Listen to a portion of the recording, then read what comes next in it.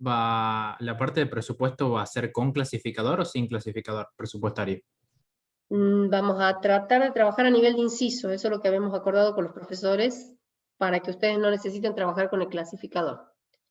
No Ah, les voy a perfecto. pedir en el examen, como sé que hacen otras cátedras, que ustedes enfoquen sus hojas, que enfoquen el material donde están trabajando, pero sí les voy a pedir la responsabilidad de cada uno. El examen va a durar, supongamos, 1 hora, no vamos a recibir el examen a la 1:30, va a recibir en el tiempo establecido. Entonces, si ustedes quieren estar con todo el material a mano, porque se sienten más tranquilos o lo que quieran, tengan en cuenta que eso también les perjudica a la hora de rendir, porque si ustedes tienen el impulso de controlar, eso me va a significar perder tiempo. Así que controlen ese tema. Nosotros como profesores lo que vamos a hacer es tomar el examen, le vamos a dar la libertad, vamos a verificar las condiciones de protocolo que nosotros establecemos mínimamente desde la cátedra, pero les sugiero que se preparen tanto en la parte teórica como en la parte práctica para que puedan rendir en el tiempo establecido. Nosotros vamos a manejarnos con un tiempo porque tenemos 300 personas para rendir. Eso implica que tenemos que tomar por lo menos 5 turnos. En cada turno vamos a estar seguramente 2 profes de práctica o 3 y yo, controlando, vamos a tomar asistencia, vamos a establecer en la clase de consulta el día lunes, los profesores le van a explicar a cada una de las comisiones cómo va a ser la parte estructural, pero por lo general es así, tomamos asistencia y comenzamos a proyectar el examen. Nuestro protocolo lo que más va a hacer hincapié es en el tiempo, por eso es que les quiero aclarar. Yo lo que necesito es que ustedes sean honestos, que estudien. Yo sé que están haciendo muchas materias, nosotros no nos molesta eso, pero sí que para el examen de la semana que viene estudien tanto la práctica como la teoría. Como preguntó su compañero, no vamos a usar clasificadores para hacer clasificación a nivel de partida principal, partida parcial y mayores detalles. Vamos a trabajar a nivel de inciso, pero sí le pedimos que estudien, porque la práctica estudiada y vista les va a dar una mayor rapidez para el desarrollo de la práctica y del parcial y poderlo completar y poderlo subir en tiempo y forma. Eso teníamos prevista. No sé si esa es la pregunta si respondí a la Sí, profe. pregunta. Sí, sí, Bien. sí. Bien, vamos a compartir ahora la responsabilidad de funcionario público. Lo vamos a tratar de desarrollar desde un punto de vista técnico. No vamos a entrar en mayor profundidad o detalle. La idea es que ustedes tengan en su cabeza el trabajo de un funcionario público tiene una responsabilidad como todo el trabajo de cualquier contador. Pero la característica es que al estar trabajando y al estar accionando sobre la cosa pública, la responsabilidad tiene una implicancia un poquito mayor. Cuando nosotros hablamos de responsabilidad de los agentes públicos, tal como hoy se los conoce y en la práctica nació, se está admitiendo que hay una soberanía del pueblo. En virtud de ello, el gobierno se ejerce por medio de personas que lo representan, de él obtienen la autoridad y el mandato, y que ante él responden por el desempeño de sus funciones, de acuerdo con las normas del sistema representativo de gobierno. Esto tiene colación con la primera clase que nosotros dimos respecto al régimen que adopta Argentina, representativo, republicano y federal. Cuando nosotros hablamos de un sistema representativo, estamos diciendo que el pueblo no delibera, sino lo hace a través de sus representantes, y estos representantes son los agentes públicos. Pero como el pueblo está delegándole una responsabilidad, este está ejerciendo un gobierno, pero en función o representando al pueblo. Por lo tanto, ese mandato y esa autoridad que le ha sido delegada, después va a tener que dar fe o dar cumplimiento o responder sobre el accionar en su gobierno. La responsabilidad de los agentes públicos, los funcionarios encargados de la administración de los bienes del Estado, por ejemplo, el chofer que traslada a un ministro, es responsable del uso de ese vehículo también. Funcionarios que reciben fondos del Estado, por ejemplo, el cuentandante es el responsable de manejo de fondos, fondos rotatorios, fondos permanentes, fondos de caja chica. Todo funcionario que recibe fondos después tiene que dar cuenta de ese dinero. Los funcionarios que administran y toman decisiones y con su accionar pueden afectar la hacienda, por ejemplo, el abogado que deja vencer un plazo y produce un daño al Estado. El Estado, no se olviden, que también acciona y trabaja con el sector privado. Entonces, en algunos aspectos, por ahí hay plazos que tienen que cumplir y que no los cumple el abogado en representación de este sector, o de esta oficina en particular, y en ese caso también está afectando o está implicando un daño para el Estado. El funcionario que no tiene a su cargo ni bienes ni fondos, pero que con su accionar puede afectar a la Hacienda, también le asiste alguna responsabilidad.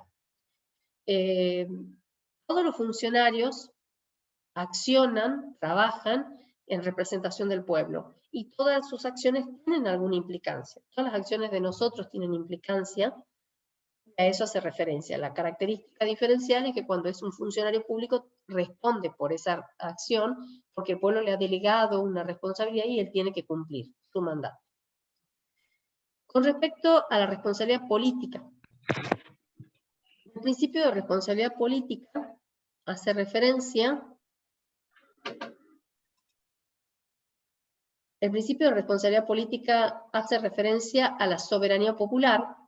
Tiene como efecto inmediato plena responsabilidad política de quienes ejercen en cualquier momento y por cualquier título, el título de una autoridad pública. Ellos no obran manejando la cosa pública o haciendo uso del derecho propio, sino por mandato, en representación del pueblo del cual reside la soberanía.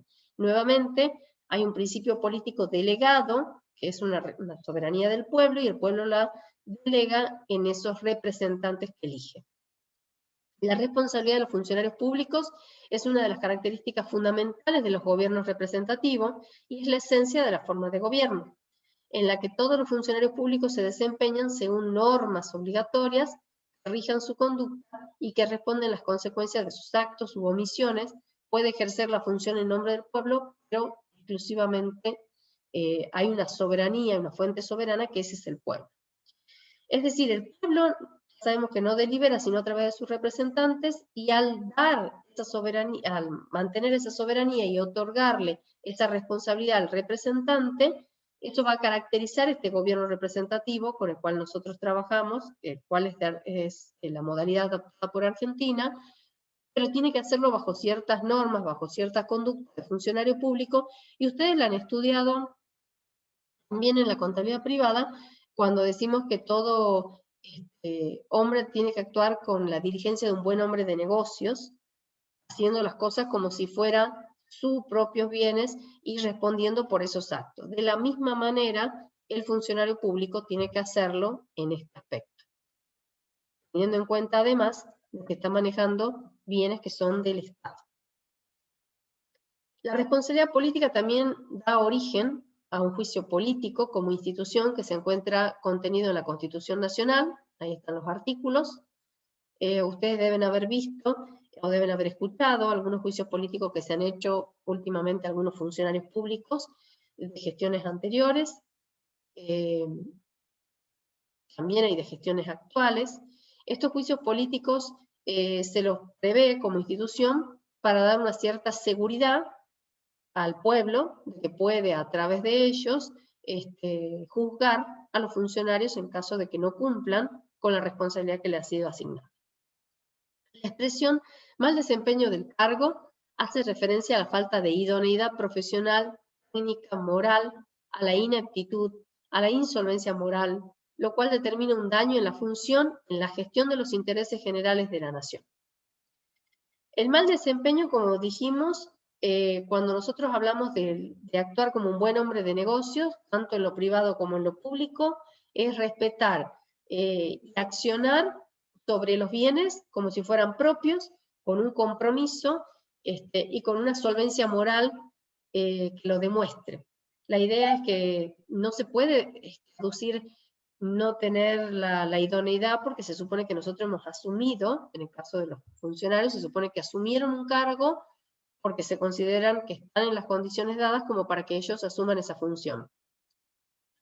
La expresión delito en el ejercicio de sus funciones es una causa concreta y objetiva. A diferencia de lo anterior, en donde hay una cuestión subjetiva, acá hay una cuestión objetiva. Cuando hablamos de un delito, hay una causa, hay pruebas y hay elementos que convalidan que hay una transgresión legal, hay un hecho ilícito definido, aunque de él no resulte quizás un daño material o moral. Cuando hay un delito, hay causa y va a haber juicio. Esto va a haber elementos, va a haber pruebas suficientes como para que se pueda llevar a juicio al funcionario y comprobar cuáles son su responsabilidad concreta. La responsabilidad política implica entonces, como hemos dicho, de que hay un juicio político que es atribución del legislativo, la Cámara de Diputados acusa, la Cámara de Senadores juzga, el Poder Judicial es garante de que ese proceso se pueda desarrollar dentro de las normas legales, el Poder Ejecutivo hace uso del derecho de defensa. El Poder Ejecutivo, por lo general, son los que van a juicio político porque son los que están en la ejecución, los que están en la gestión de la cosa pública, pero tienen derecho de defensa. Los funcionarios alcanzados pueden ser presidente, vicepresidente, jefe de gabinete, de ministros, los ministros o los miembros de la Corte Suprema de Justicia. Fíjense que por lo general estamos hablando de miembros que están, como dije, ejecutando, accionando la gestión pública, y ellos pueden hacer uso de su derecho de defensa en caso de que se planteara un juicio político. Cuando hablamos de otro tipo de responsabilidad, que es la responsabilidad civil, ya decimos que todo funcionario se haya sujeto a la responsabilidad civil, y ahí hemos planteado algunos artículos del Código. Todo el que ejecuta un hecho que por su culpa o por su negligencia ocasiona un daño a otro, está obligado a la reparación del perjuicio. Existen dos tipos de responsabilidades para este accionar de los funcionarios públicos: la responsabilidad del Estado y la responsabilidad del funcionario. Con respecto a la responsabilidad del Estado, si los funcionarios o agentes públicos se desempeñan mal en sus cargos, produciendo un daño a un tercero, la responsabilidad no recae en el funcionario, sino en el Estado, porque es el que actúa a través de sus funcionarios. Se trata de una responsabilidad indirecta. Está un funcionario, él acciona mal y en su accionar produce un daño a otra persona, el Estado tiene que salir a respaldar, porque de manera indirecta es su responsabilidad, porque el Estado es el que tiene de alguna manera esos funcionarios designados y por lo tanto es responsable indirectamente del mal desempeño del funcionario. Esto es lo que quiere decir. Pero también tenemos la responsabilidad propia del funcionario. Si el funcionario o agente público, por razones de mal desempeño, produce daño a terceros, además de ser responsable, responde también con su patrimonio personal. Así podemos identificar un tipo de responsabilidad distinta, que es la responsabilidad patrimonial. Esta es una responsabilidad directa, es decir, cuando el funcionario accionó mal, además de que el Estado tiene una responsabilidad indirecta, encontramos la responsabilidad directa del propio funcionario y que puede responder con su patrimonio, con sus propios bienes ante el daño ocasionado. A partir de la ley 24.156 en Argentina, a nivel nacional, la responsabilidad debe hacerse efectiva en sede judicial, independientemente de la acción que podrá ejercerse la autoridad máxima de cada jurisdicción o entidad con respecto a otras responsabilidades. Esto quiere decir de que hay una responsabilidad que tiene como base o como respaldo, digamos, y que debe practicarse en la sede judicial, para darle más formalidad a las responsabilidades. Otro tipo de responsabilidad, como van viendo, ya vamos analizando la responsabilidad civil, la responsabilidad política. Dentro de la responsabilidad civil hemos encontrado que hay una responsabilidad directa e indirecta, y la responsabilidad patrimonial del funcionario público. ¿Por qué hago esta aclaración? Porque las preguntas de exámenes por lo general son: ¿a qué hacemos referencia cuando hablamos de responsabilidad, que es un mal desempeño, o responder por los actos de un funcionario ante su accionar? ¿Y cuáles son los distintos tipos de responsabilidad que podemos encontrar o que podemos vincular en este ámbito público? Siguiendo con el tema, encontramos la responsabilidad penal. Se ejerce en la medida que el funcionario o agente público comete alguno de los delitos que están contemplados en el Código Penal.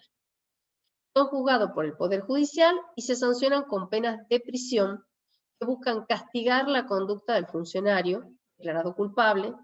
Si el delito cometido ocasiona daño y afecta a la administración pública, se produce también responsabilidades administrativas y civiles. Hacemos acá un parate. Hay un juicio político que tiene que ver con una responsabilidad civil, una responsabilidad política, y que se la puede medir, que se la puede controlar, se la puede juzgar a través del legislativo, como dijimos, el diputado, la Cámara de Diputados son los que van a proponer, y los legisladores, los senadores son los que van a sancionar, van a juzgar, y en el caso de una responsabilidad penal, nos vamos ya a una cuestión en donde interviene el Poder Judicial, y acá ya se sancionan con cuestiones específicas a la característica física del responsable y del funcionario. ¿Por qué? Porque acá hay una pena que puede ser de prisión, afecta directamente a la persona, mientras que en las otras responsabilidades que veníamos analizando, podríamos ver ya una responsabilidad vinculada más con una cuestión administrativa, con una cuestión de que no pudieran ser nuevamente funcionarios públicos, con una cuestión patrimonial, pero acá ya afecta directamente a que si una persona es declarada culpable, se lo puede sancionar con prisión. En general, la doctrina jurídica concuerda con los delitos previstos por el Código Penal, vinculado con estos agentes públicos, y los clasifica en dos grupos. Los delitos propios de los agentes públicos son los que se encuentran en el Código Penal: el abuso de autoridad, la violación de deberes públicos, el cohecho, el tráfico de influencias, la malversación de los caudales públicos, negociaciones incompatibles con el ejercicio de funciones públicas, exacciones ilegales y enriquecimiento ilícito. Todas estas connotaciones que estamos viendo no son más que una manifestación de un abuso de poder, en donde los funcionarios, al tener ciertas influencias, ciertos contactos, pueden manejar de alguna manera la información y pueden sacar un beneficio de ese manejo de información. Esto es lo que están planteando, entre otras palabras, acá. En ese ejercicio de funciones puede generarse un enriquecimiento ilícito, puede haber malversación de fondos. Nosotros tenemos algunos hechos que han sido de público conocimiento, y todo esto tiene que ver con delitos que son propios de los agentes. Aquellos delitos en los que la figura del agente público puede producir un agravamiento de la sanción. Aquí tenemos los delitos de violación de domicilio, de secretos, atentado y resistencia a la autoridad, usurpación de autoridad, título y honores, negación y retardo de justicia, evasión, quebrantamiento de penas, encubrimiento, lavado de activos de orígenes delictivos, defraudación, rebelión, falsificación de sellos. Otro grupo de delitos que podemos encontrar en la figura de los agentes públicos podrían verse vinculados a alguno de estos, y que va a tener una connotación obviamente de una responsabilidad penal. No se olviden de que los agentes públicos, al ingresar a la función, tienen que dar cumplimiento con su declaración jurada, informar los bienes que tienen, y dar una fe de que van a actuar, como les decía, como un buen hombre de negocio. Entonces, todas estas cuestiones son ajenas a ese principio que marcábamos al comienzo. Y los actos de los funcionarios públicos, además del daño, se configuran un delito tipificado como una conducta punible, prevista entonces por el Código Penal, además de la responsabilidad civil de indemnizar por el daño producido, pueden sufrir una condena por ese delito, que es una sanción penal. Es decir, que si los funcionarios públicos, además de lo que nosotros hemos tipificado como algunos de estos tipos previstos por el Código Penal, además de hacerlos cumplir o devolver o resarcir el daño económico, seguramente van a tener que tener una conducta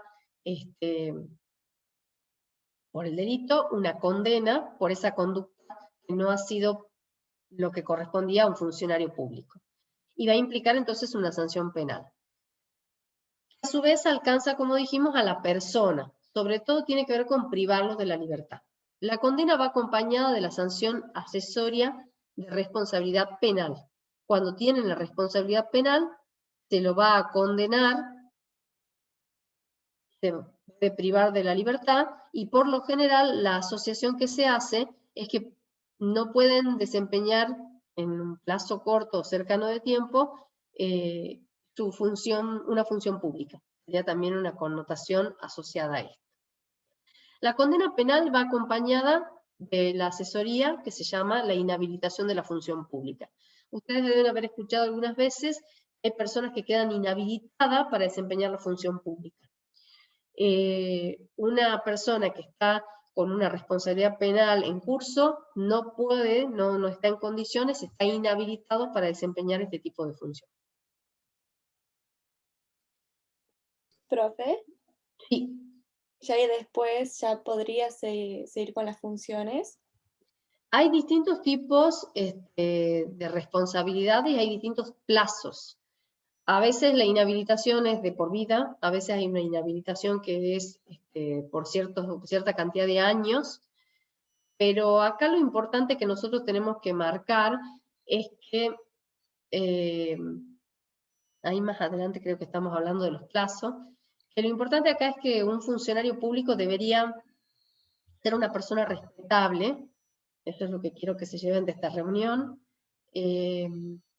Debería ser una persona que se la pudiera, no sé si la palabra es investigar, pero que se la pudiera sondear por cualquier medio y que no tuviera ningún punto débil para revisar. Si bien los códigos prevén ciertas condenas y ciertos plazos, creo que nosotros no confiaríamos en personas que ya han sido penalmente juzgadas o que han sido condenadas y que después de un plazo volver a las funciones, como que debería analizárselos desde ese punto de vista. Hay un delito, se tiene que responder por el delito, y después hay una condena por ahí social, que esa no está prevista en ningún lado. No sé si respondo a tu pregunta, Agustina. Claro, sí. Gracias, profe. De nada. La responsabilidad penal, entonces, es cuando el accionar del funcionario en cumplimiento de sus funciones es antijurídico y culpable. Es culpable porque hay pruebas que lo condenan. El artículo 261 del Código establece que será reprimido con la reclusión de 2 a 10 años e inhabilitación absoluta o perpetua el funcionario público que sustrajera caudales o efectos cuya administración, percepción o custodia le han sido encomendados. Fíjense en que acá, respondiendo a Agustina, dice inhabilitación absoluta o perpetua. O sea, esto acá ya no tiene posibilidades de volver a ser funcionario público. ¿Sí? Esto es lo que Profe. dice. Sí. No, claro que, como bien usted dice, de acuerdo a la magnitud del hecho que se está investigando, que obviamente va a demorar porque tiene que llevar el debido proceso, pero generalmente en la administración pública lo primero que se hace es una especie de suspensión a la que te llama a la parcial hasta que se dilucida.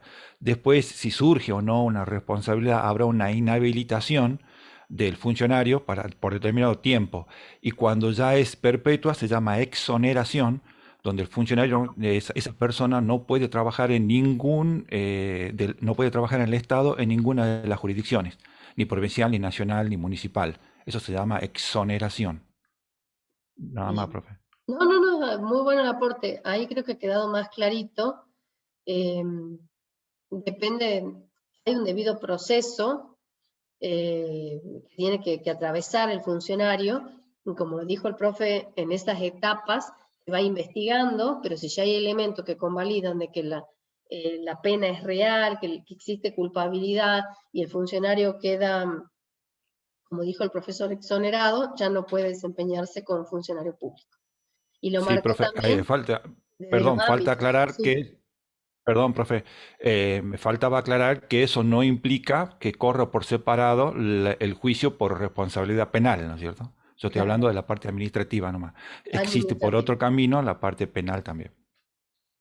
Y la característica que ha marcado usted es que por ahí la función, que ha hecho un mal desempeño en la función pública nacional, esto implica como una información hacia abajo también a la provincia y al municipio, o sea, no puede volver a desempeñarse como funcionario público. Bien, y son, como dijo el profe, son dos cuestiones. Por un lado tenemos la responsabilidad penal y por otro lado la responsabilidad del funcionario específicamente. La responsabilidad penal marca más que nada la cuestión física de privar de la libertad a las personas. Y la otra responsabilidad es responder con los patrimonios y responder administrativamente. Y no sé quién ha preguntado. Yo tengo una consulta acá, Carolina. Carolina. La pregunta mía es, funcionario se llama a una persona que quizás está en un puesto operativo, administrativo y también en un puesto jerárquico, o solamente a los que están en puestos jerárquicos. Profesora. Sí, sí, profe. Perdón, cuando usted me dijo que íbamos a hablar de temas de responsabilidad y me dijo que tengo disponible la ley de ética, de ejercicio de ética pública, la 25188, en el cual define quiénes son los funcionarios y a quien le cabe ¿Querés compartirla, Si Keiko? usted me deja, profe, Ahí, y así- digo ahí le porque nos contestamos va a Carolina. bien. Sí, sí, sí. Exactamente, ahí contestamos a Carolina. Ahí está en condiciones de que comparta. ¿Se ve, no es cierto, chicos? Ahí, perdón, profe. Ahí ¿Se se está ve? compartiendo, sí. Bueno, lo que queremos, un poco para contestar lo que nos preguntaba Carolina y no los efectos no interrumpir tanto la clase, pero existe y está vigente del el año 99 esta ley que se llama Ética en la Función Pública, donde dice claramente quiénes son en el artículo 1, quiénes son los obligados. Y como dice el artículo 1, si después ustedes los pueden bajar, en la ley, vuelvo a mostrar el número, es la 25.188, es a la que la profesora seguramente se va a referir a cada rato y a cada momento. Esto es las obligaciones, la imputación de la pena, como dijo la profesora, de acuerdo al daño que produzca, va a ser la aplicación del Código Civil o Código Penal conforme a las tipificaciones que tienen los códigos. Pero estos son, dice ahí, que la presente ley de ética en el ejercicio de función pública establece prohibiciones e incompatibilidades aplicables y están todos los funcionarios de todos los niveles y toda la jerarquía, sean tantas de planta permanente o transitoria. O sea, están todos funcionarios con el hecho de que reciba un sueldo, si se quiere el ejemplo del Estado, se considera empleado público. Y también si tienen cargos gerenciales, tienen estas obligaciones de cumplir y hacer cumplir. Y si ustedes me permiten, yo voy a seguir bajando, ya que para no perder más tiempo, pueden ver, por ejemplo, en el artículo 13, si lo quieren leer, donde están todas las incompatibilidades para ejercicio de función pública.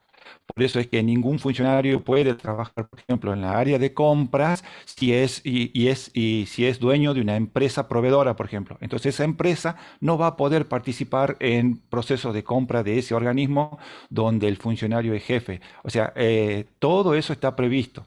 Así que si ustedes quieren, pueden bajar a la ley, de nuevo repito, la 25.188. Bájala un poquito más, así se ven. Sí, Estas son estas son incompatibilidades. incompatibilidades. En el capítulo 6, el régimen de... Ah, qué bueno, qué buena vista. Ahí donde prohíben que los funcionarios públicos puedan recibir cualquier tipo de obsequios y donaciones de cualquier índole. Nosotros no somos funcionarios públicos, ¿no? Sí somos, profesor. Es para no Carolina somos... que nos preguntaba si éramos o no. Sí, sí somos. Nosotros tenemos... El artículo 18, no. Sí. Así que bueno, eso nada más, profesora, pero contestándole a Carolina, ¿quiénes son los que están obligados? Todos, artículo 1, discúlpenme que navegue así. Dice que la presente ley es aplicable para todas estas personas que trabajan de cualquier nivel y jerarquía, incluso la profesora ya le dijo, incluso de distintos poderes del Estado. Incluso ahí también se aplica después a todos los funcionarios. Así que del Estado. Lo que pasa es que ahí justo debajo de lo que usted está planteando dice que se entiende por función pública toda actividad temporal o permanente remunerada realizada una persona en nombre del Estado. Y ahí es donde aparece quizás la connotación como más clarita, que es recibir una remuneración del Estado. Si el Estado no está pagando, somos funcionarios. Bien, sí, incluso honorario, incluso en forma honoraria. Por ejemplo, si tenemos algún personal adscrito que estaría dando clase, también debe entenderse dentro de hacer su función de acuerdo a la ética, digamos. Bueno, nada más, profe, dejo de compartir para que usted siga con la clase y no quiero interrumpir, disculpe. No, está bien. Sirve porque así los chicos tienen una referencia también. Mucho del material que por ahí uno pone en el Power surge de la ley. Está bien de que ellos también tengan una referencia teórica para ir a buscarla, y yo aproveché para conectar mi cargador que está sin batería en la pantalla. Bien, ¿ha quedado claro, Carolina, ahí? Bien. Sí, sí, gracias. En el chat escribí el número de la ley que compartió el profe para que después ustedes, si quieren, la pueden bajar. Después la voy a subir también como material teórico, además del Power. Nosotros estamos, muchas gracias, profe, nos ¿Profe? sirven los aportes porque este tema es un tema que es particular porque, bueno, se presta para mucha tela para cortar, pero por ahí está bueno de que uno lo vaya mixando con relación técnica, teórica. También si quiere puede buscar la oficina anticorrupción para que después la compartamos, que esa no la encontré, no la busqué todavía, que sería también bueno que los chicos después naveguen en la oficina. Hay toda una serie de connotaciones, digamos, que implica la responsabilidad. Se han hecho películas, hay libros, no vamos a entrar en mucho detalle porque, bueno, es una cuestión que se va a politizar, si no, pero la responsabilidad del funcionario, quiero que la vean como algo que es una cuestión asociada directamente a su función. El funcionario tiene que actuar, como dijimos, como un buen hombre de negocio, como si fuera que estuviera trabajando en el sector privado, y cumplir, cuidar y proteger los bienes del Estado como si fueran propios, una diligencia en ese sentido. El profe ya les marcó en la ley quiénes serían los funcionarios que se consideran, y bueno, por ahí la connotación de cobrar un sueldo, o como decía también, un contratado que facture, también se considera como un funcionario y tiene que actuar en esa consonancia. La responsabilidad penal es la que vimos recién, vamos a pasar a la responsabilidad administrativa o disciplinaria. El funcionario que incurra en actos susceptibles de originar daños de menor importancia a la hacienda pública, o que aun cuando no la perjudique cumpla irregularmente las funciones de su cargo, es pasible de sanciones especiales, tales como la amonestación, la suspensión, la cesantía o la exoneración que marcó el profesor recién. Fíjense esa escala, esta gradación, como dijo el profe, se empiezan como por una sanción primaria o de menor envergadura, hasta finalmente terminar en la exoneración, que es cuando se lo deja fuera del sector público, de la administración pública. Alcanza a los agentes únicamente en sus derechos como en funcionario y no en su patrimonio o en su libertad, porque esta es una responsabilidad administrativa. Hemos hablado también de una responsabilidad patrimonial, cuando tocamos el patrimonio de los funcionarios públicos, que también es viable, y una responsabilidad penal, que es la que hemos visto recién cuando hablamos de la pena de la libertad. Pero quiero que quede claro que esta responsabilidad administrativa o disciplinaria son como sanciones ante algunos actos que pueden originar algún daño menor, no es un daño significativo, entonces por ahí se van haciendo como apercibimiento. Nada más lejos que cuando ustedes iban al colegio secundario, por ahí tenían amonestaciones, ¿se acuerdan? El régimen de las amonestaciones ahora ya no está vigente, pero bueno, es algo similar. Ahora ya no está vigente porque hay una cuestión de derechos y que se supone de que se están vulnerando derechos de los adolescentes, pero no son más que normas que van marcando el funcionar y el buen accionar del equipo, del grupo, y son apercibimientos previos a una exoneración. Amonestación, suspensión, cesantía y finalmente exoneración. ¿Y profe, qué se referiría esa exoneración? ¿A qué se refiere? El profe les dijo recién que no pueden trabajar nunca más en el sector público. Lo considera como que... Sí, profe, ¿qué quiere aportar algo? Sí, disculpen, solamente la pregunta que hizo la alumna.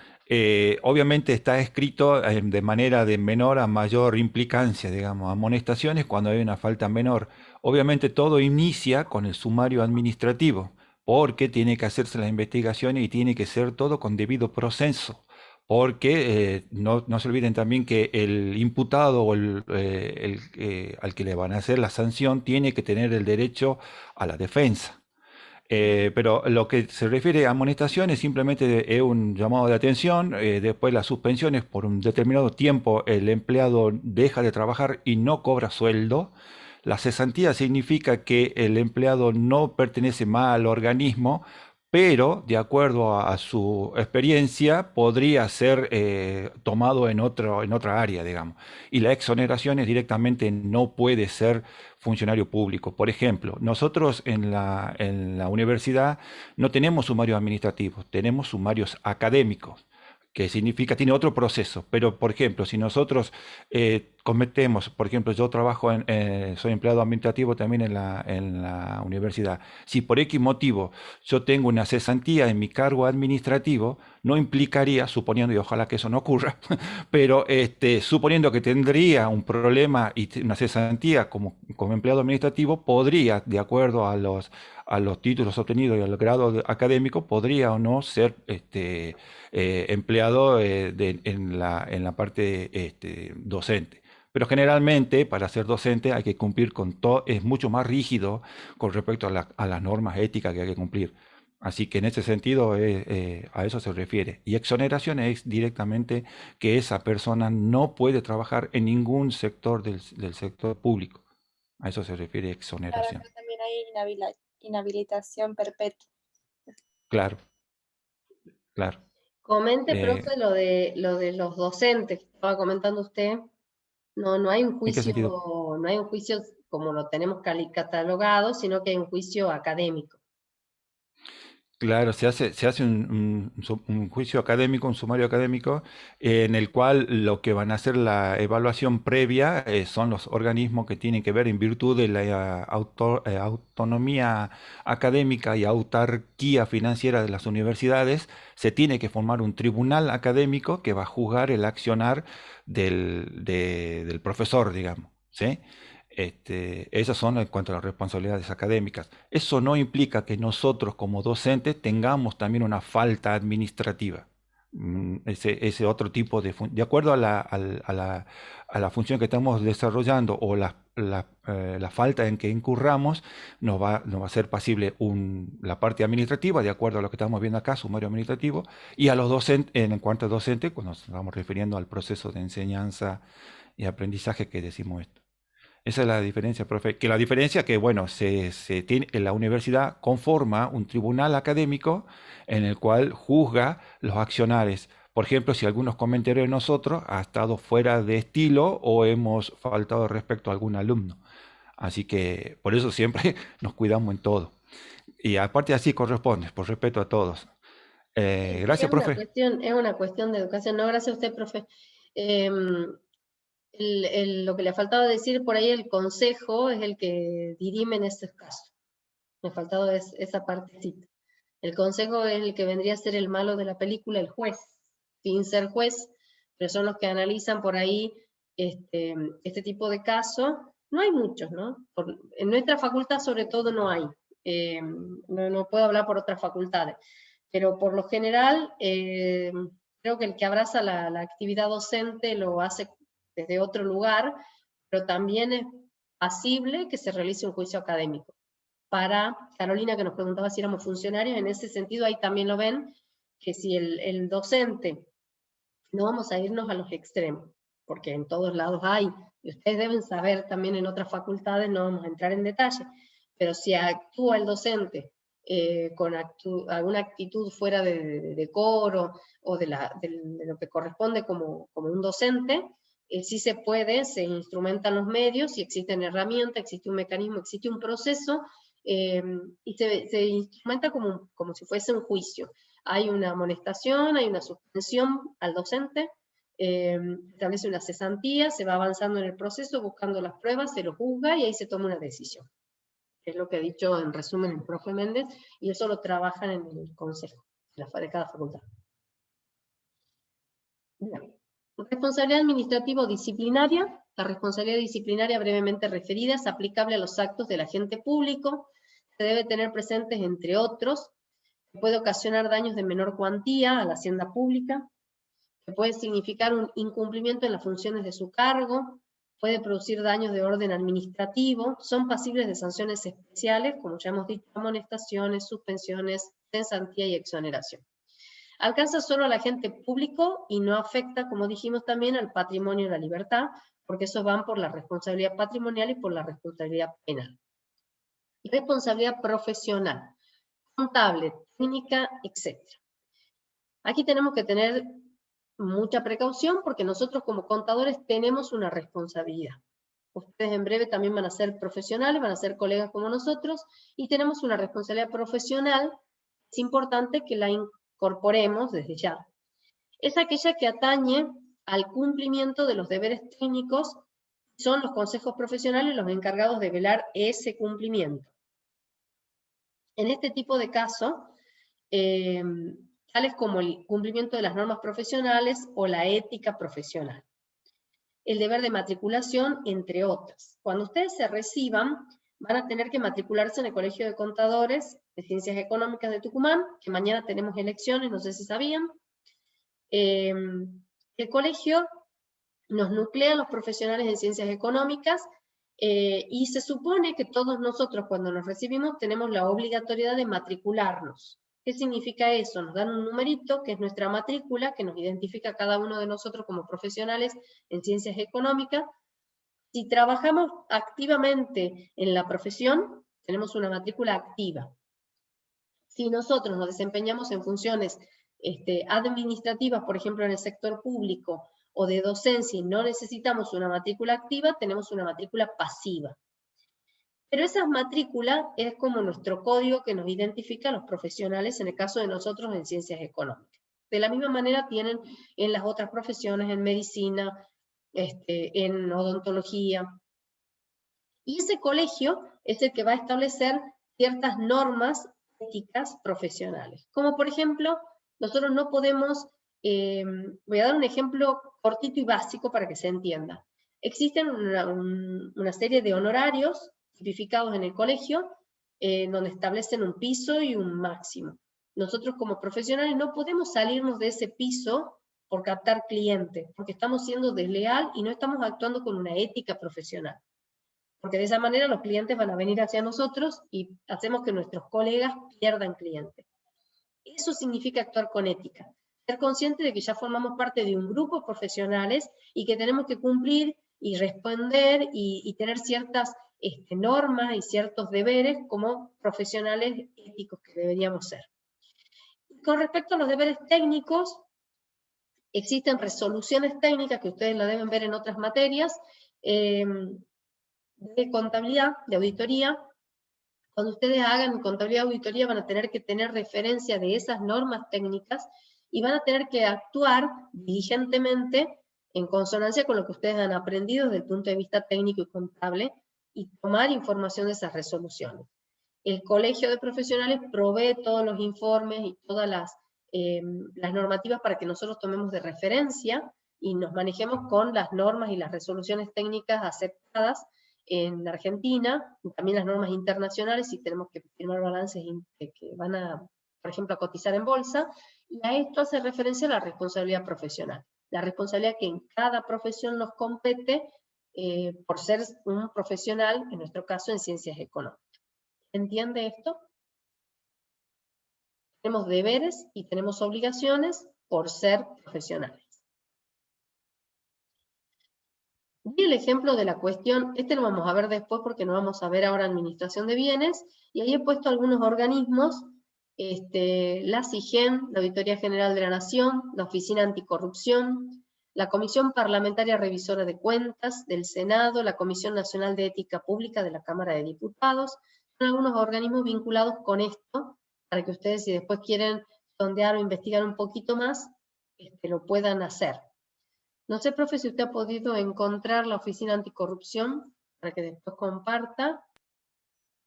Me gustaría que los que tengan cámaras, si se pueden habilitar, así les tomo la asistencia del día de hoy. Mientras le damos tiempo al profe que nos busque la Oficina Anticorrupción.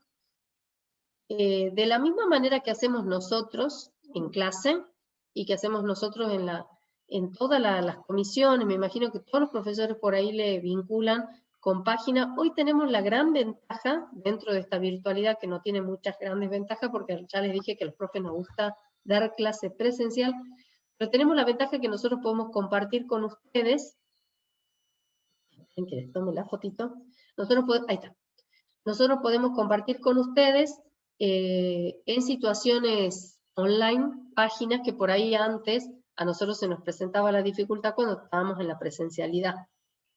Entonces esa es una de las ventajas que estamos aprovechando con esta herramienta. Bien, mientras el profe busca, yo le voy sacando la foto del día 18 de mayo. Quiero saber si hay alguna duda, alguna pregunta, algo que quieran comentar o algo que no haya quedado claro respecto al tema de responsabilidad. Yo, como siempre, saben que les trato de hacer un panorama desde la parte teórica. Ahí les saco al segundo grupo. Les doy un panorama desde el punto de vista teórico y todo lo que esté en el programa, que por ahí no esté abarcado en lo que hemos dado en la teoría, se podría agregar con la ley que le hemos compartido al principio de clase, con el material o con los distintos autores que por ahí le vamos a compartir. ¿Alguna duda, alguna pregunta, algo que quieran hacer un comentario?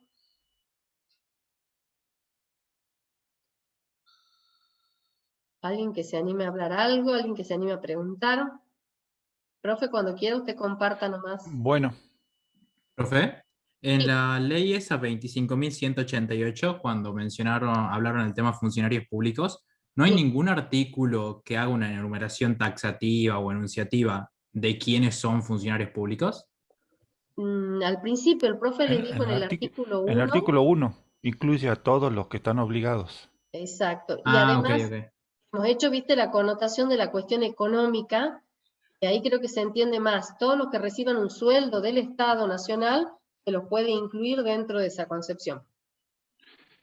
Y el profe les ha Y dado una aclaración del tema de que no necesariamente un sueldo, sino que también podrían estar contratados, ¿sí? Profe, a mí el que se me viene a la cabeza, digamos ahora, debe haber más personas.